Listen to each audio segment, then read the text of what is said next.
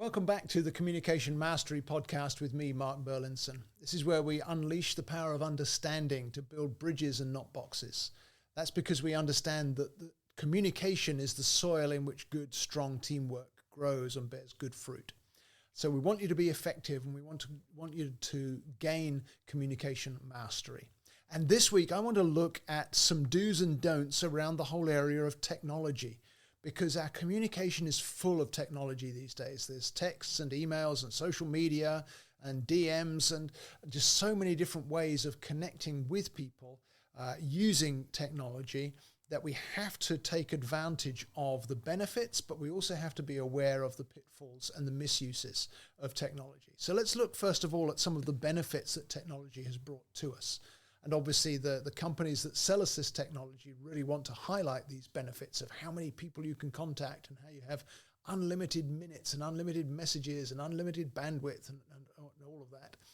And let's be true, technology does make it much easier to stay in touch with colleagues, regardless of location. Just think about video conferencing, for example. I do a lot of my work on video conference, whether with individuals or with teams.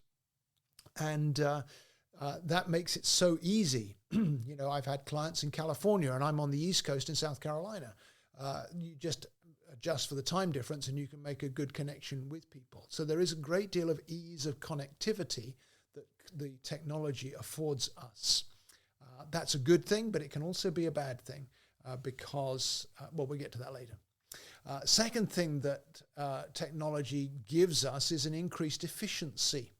Because emails and messaging apps and particularly collaboration tools really increase our efficiency, don't they? So, work teams can share documents, so they can brainstorm on whiteboards, virtual whiteboards. They can manage projects in real time, whether it's through apps like Slack or Microsoft Teams. Or whether it's simply by being able to message one another on some kind of company bulletin board. So the increased efficiency that technology affords is to be welcomed, but we also need to recognize that there are some pitfalls there too. And then a third area that is beneficial with technology is that it's accessibility for diverse needs. There's assistive technologies like speech to text, for example. That's very big these days, isn't it? Particularly with the AI revolution. There's a great deal of speech to text, whether it's me speaking and the device making it into something typed, or even with screen readers, where those who are not able to read as easily or have a difficulty reading can hear it read to them by the device. That makes communication possible for people with disabilities, but it also increases efficiency for the rest of us as well. Everybody saves time with some of those tools that can increase the accessibility. And then the fourth area where technology has really made a difference is in scalability. You can reach the whole world now just by posting something on TikTok or Instagram. It can go viral, can't it? And so there's a great deal of ability to communicate with larger audiences.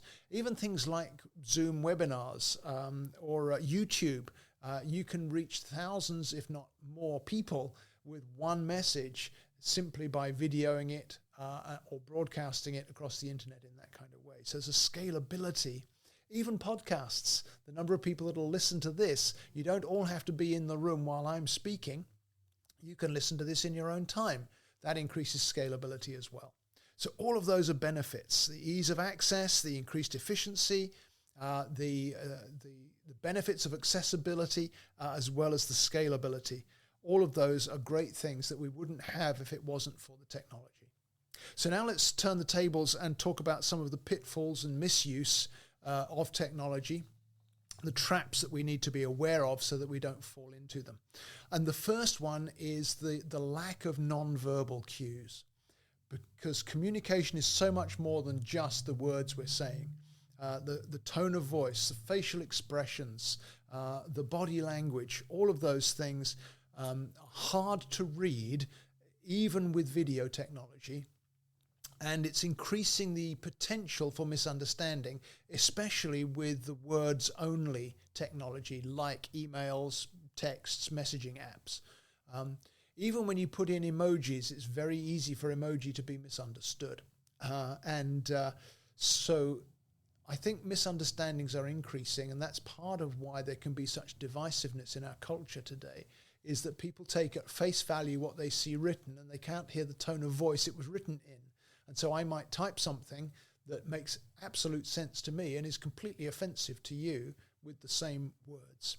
So the lack of nonverbal cues is a huge thing to be aware of. And also, there's an over-dependence challenge, I suppose we should call it.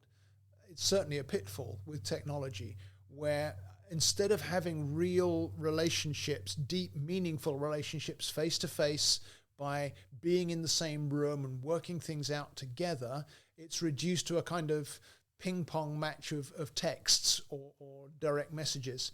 And that reduced face-to-face interaction is a huge pitfall of the technology. Texting can replace in-person communication, and we're the poorer for it, because that reduces our authenticity.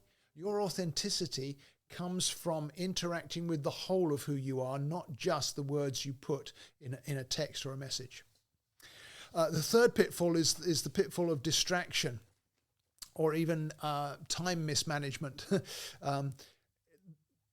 We all know how many notifications we get on our devices of the texts and the messages, and we think we're multitasking when actually very few people can even begin to multitask.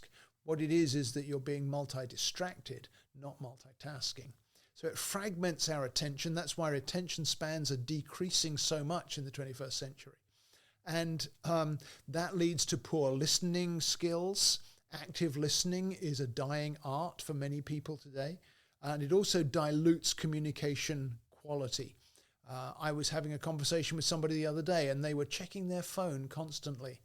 And so it's very hard to connect with someone when their eye contact keeps going from eye to eye like this to down here, and eye to eye and down here. And that hinders true communication. So we want to be very careful not to allow distractions to steal communication from us in the name of efficiency. And then there's digital miscommunication. This is an enhanced form of what I've already talked about, I suppose, but messages usually on technology are brief. They lack tone, and that can cause conflict or it can cause confusion. And one of the things I always say to my clients is you should never resolve a miscommunication or a difference of opinion or a problem by email or text. If there's a problem, you need to at least achieve a voice-to-voice connection, if not face-to-face, because your chances of misunderstanding and therefore miscommunicating and therefore breaking relationship are much higher when it's text only. So digital miscommunication is a huge pitfall in today's world. There can also be privacy and security concerns with technology. It seems like there's not a week goes by without some kind of hack of information somewhere in the world. And online communication can expose sensitive information. There can be surveillance or misuse of that information. Screenshots get shared even from Snapchat and things that disappear. And everything you say on social media basically lives forever. And so we have many cases today, don't we, of people who are famous or are being offered important positions where something they said years ago in a setting that wasn't necessarily relevant to what they're doing now gets taken maybe out of context and used against them, or maybe taken in context and used against them. So that sense of privacy and security, you need to assume it's completely lacking when there's technology involved.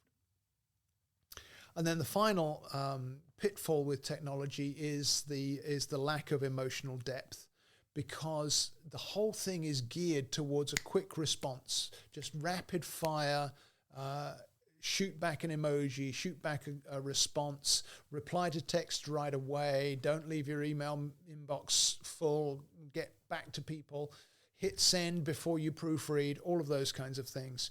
And those surface level exchanges lift us to the surface of every issue rather than going deep. It can be very difficult for some communication styles that we only live on the surface like that. There are a number of different communication styles that thrive on going deep and having strong connection, and the technology can really be an enemy of that. It encourages division. It's the sort of thing that leads to cancel culture and disagreements in all kinds of ways. And that reduced emotional depth, I think, weakens our society if we allow it to take root. So beware of the pitfalls of digital technology, but also remember the benefits, because it's definitely here to stay. And we need to leverage the benefits for the benefit of all of us, just like we're doing now with this podcast, while also recognizing that although technology enhances communication by bridging distance and increasing accessibility, it also can definitely hinder communication by moving it to a surface level, leading to misunderstandings, reducing emotional connections, and so on. So if we can balance the digital tools with in-person interaction and use both, I find the best texts and emails are with people I know well face-to-face and I interact with personally in real life as well as online. And that's the key to fostering strong relationships. It's the key to mastering communication in the digital space. So I hope that's helpful to you. I'd love to hear your feedback. What other problems have you seen with digital communication? What other questions do you have? What other suggestions do you have that would help us all to succeed in the 21st century marketplace of digital and in-person communication? Send me feedback on my website at markberlinson.com. And why don't you invite a friend or three to subscribe to the podcast? I tell you what else would help me, and that would be if you could just go to your podcast app right now before you close it and just write a quick review for me of this podcast. It helps others to find it, and it also gives me helpful feedback. So thank you for the feedback, and I'll see you back here again next week.